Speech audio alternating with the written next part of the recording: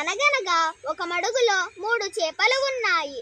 అందులో ఒక దాని పేరు దీర్ఘదర్శి, ముందు చూపు గలది. మరొక దాని పేరు ప్రాప్తకాలజ్ఞుడు, చాలా తెలివైనది. ఇంకొక దాని పేరు దీర్ఘసూత్రుడు, తెలివి తక్కువది. ఈ 3 కలిసి ఒకే మడుగులో ఉన్నాయి. అది చాలా చిన్న మడుగు, వేసవిలో ఎండిపోతుంది. కాబట్టి దీర్ఘదర్శి మిగిలిన ఇద్దరితో ఇలా చెప్పింది: వేసవి కాలం సమీపించింది కనుక మనం ఎప్పుడూ ఎండిపోని పెద్ద మడుగులోకి వెళ్ళిపోదాం అంది. అప్పుడు ప్రాప్తకాలజ్ఞుడు, వేసవి కాలం వస్తే ఈ మడుగు ఎండిపోతుందని ఎలా చెప్పగలం? ఒకవేళ ఎండిపోతే అప్పుడే ఏదో ఒక ఉపాయం తోచకపోతుందా అంది. ఇది విని దీర్ఘసూత్రుడు, మీ మాటలు చాలా తికమకగా ఉన్నాయి. ఈ మడుగు మహాసముద్రం వలె పెద్దది, కాబట్టి మనం ఇక్కడ నుండి కదలడం మంచిది కాదు అంది. దీర్ఘదర్శికి ఈ మాటలు నచ్చలేదు.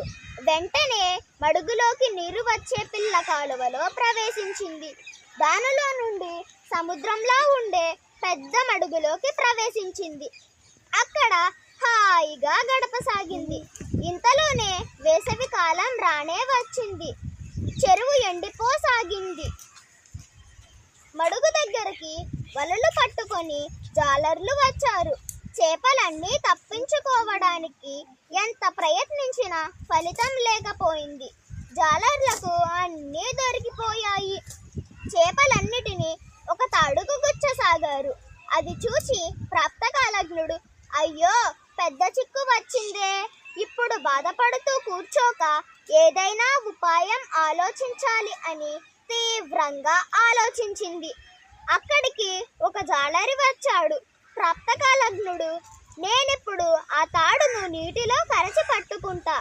జాలరి చూచి గుచ్చబడిన చేపే అని అనుకుంటాడు.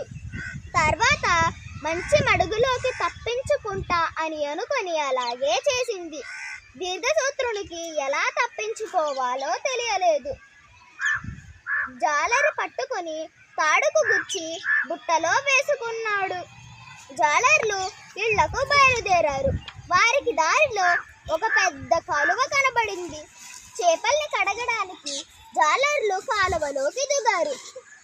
అప్పుడు ఆ చేప వెంటనే కాలువలో మునిగి తప్పించుకుంది. చూసారా, ఆపద వస్తుందని ముందు చూపుతో దీర్ఘదర్శి తన ప్రాణాలను కాపాడుకుంది. సమయస్ఫూర్తితో ప్రాప్తకాలజ్ఞుడు తన ప్రాణాలను రక్షించుకుంది. మందబుద్ధితో నిర్లక్ష్యంతో దీర్ఘసూత్రుడు తన ప్రాణాలను పోగొట్టుకుంది. నీతి: ప్రతి సమస్యకి ఒక పరిష్కారం ఉంటుంది. అది ఏమిటో తెలుసుకుని సమస్యను పరిష్కరించుకోవాలి.